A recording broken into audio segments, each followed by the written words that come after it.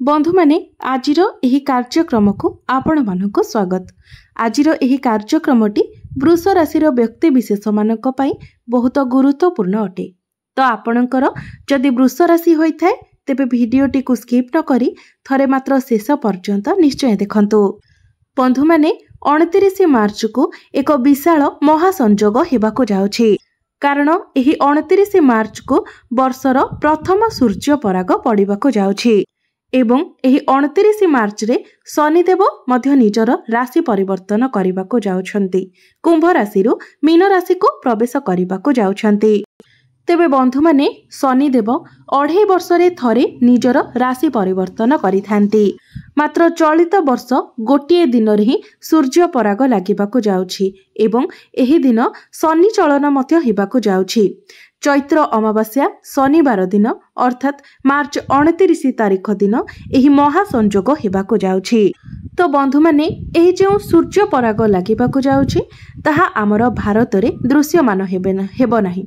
मात्र दृश्यमान नहेले मध्य एहार प्रभाव 12टी जाक राशि मानक उपरे पड़िबो।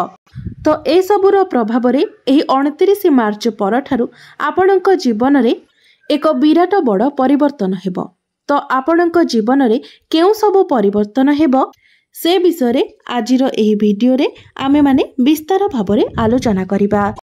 तेबे बंधु माने आसंतु आरंभ करिबा आजिर एही कार्यक्रम को, जहाँकि जन्म राशि एवं चंद्र राशि उपरे आधारित अटे। तो राशि चक्रर 12 कोटी राशि मध्यरु द्वितीय राशि हेउची वृष राशि।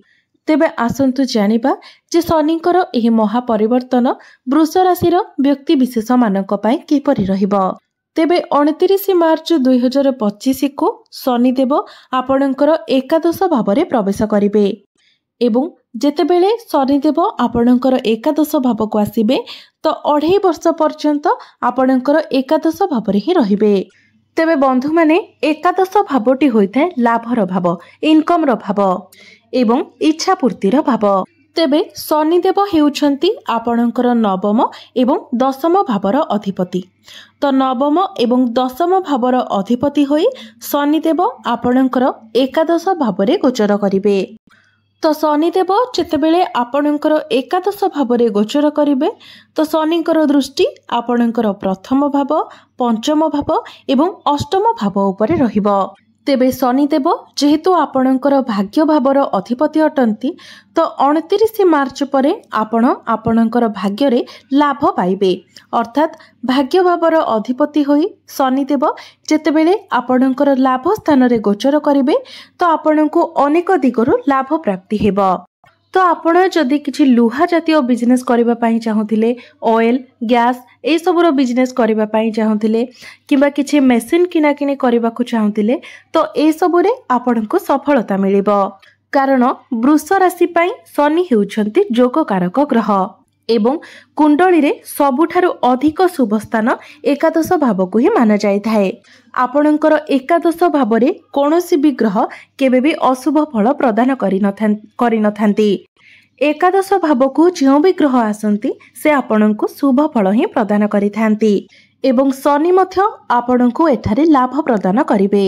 अर्थात 29 मार्च ठारू आपणको रोजगार करिवार नुआ नुआ स्रोत सबु मिली जिवो। अनेक दिगरु आपण धन उपार्जन करि परिबे। एहा सहित शनिदेव आपणकर दशम भावर मध्य अधिपति अटंती। तेबे दशम भावटी होइथाय आपणकर कार्य क्षेत्रर भाव, आपणक क्यारियर भाव। तो दशम भावर कनेक्शन मध्य आपणकर एकादश भाव सहित हेबो। अर्थात चाकरी क्षेत्र रे आपणको प्रमोशन मिली पारे, कार्य क्षेत्र रे आपणकर बेटरमेंट आसीबाको लागिबो, आपणकर फाइनेंशियल ग्रोथ मध्य हेबाको लागिबो। आपण जदि चाकरी पाई प्रस्तुत हेउछंती तो आपणको चाकरी मिलिबार मध्य संभावना रहिबो। तो आपण एबेठार ही चाकरी पाई निजर चेष्टा जारी रखंतु।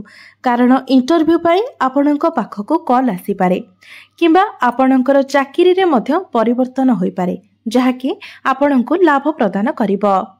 तेबे आपणको पाई सबुठारु बड़ एवं गुरुत्वपूर्ण कथा हेउची जे नाही आपणकर शनि 7.5 रहुची नाही शनि 2.5 रहुची। आपण संपूर्ण रूप रे शनि दशारु मुक्त अटंती। तेबे आपणको शुभ फल मिलिबा सहित किछि अशुभ फल मध्य मिलिबो। जेमिति कि शनिकर दृष्टि आपणकर प्रथम भाव उपरे रहिबो, अर्थात आपणकर चंद्रमा उपरे रहिबो, जहा फल रे आपण टिके ओवर थिंकिंग करिवे, जहा कि बिना कारण रे ही आपण अजथा चिंता करिवे। आपण निजर रिलेशनशिप को नेकी अधिक पॉजिटिव होई जिवे, बहुत अधिक सीरियस रहिबे एवं ए सब द्वारा आपण निजको ही समस्या रे पकाइबे। तो ए सब को आपणको कंट्रोल करिवार अछि। तेबे शनिकर दृष्टि आपणकर पंचम भाव उपरे मध्य रहिबो।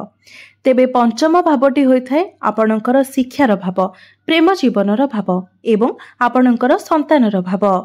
तेबे बंधु माने आमे जदि देखिबाकू जिबा तो आपणकर संतान पक्ष बहुत भल रहिबो, कारण शनिकर दृष्टि तो पंचम भाव उपरे रहुछि। एहा सहित गुरु मध्य आपणकर द्वितीय भावरे गोचर करिवे, जहाँकि 15 मई को गुरु आपणकर प्रथम भावरु बाहरी आपणकर द्वितीय भावरे प्रवेश करिवे, जहा फलरे जे दंपति माने संतानर कामना करूछन्ते तो 15 मई परे आपणको संतान प्राप्ति हेबार बहुत अधिक जोग रहुछि। तो सेते बेले आपण फैमिली प्लानिंग जदि करंती तो आपणको पई बहुत भल रहिबो। एवं जो माने विद्यार्थी अछंती तो से माने निजर शिक्षा क्षेत्र रे किछि ना किछि करिबाको चेष्टा करिवे। आपण केउठारे फॉर्म फिलअप करि पारंती किंबा कोनोसी गवर्नमेंट एग्जाम देबा पई मध्य आपण चेष्टा करि पारंती, अर्थात आपण निजर शिक्षा क्षेत्र रे मध्य किछि बेटरमेंट करिबा पई चेष्टा करिवे एवं से सब आपणको पई लाभप्रद मध्य रहिबो।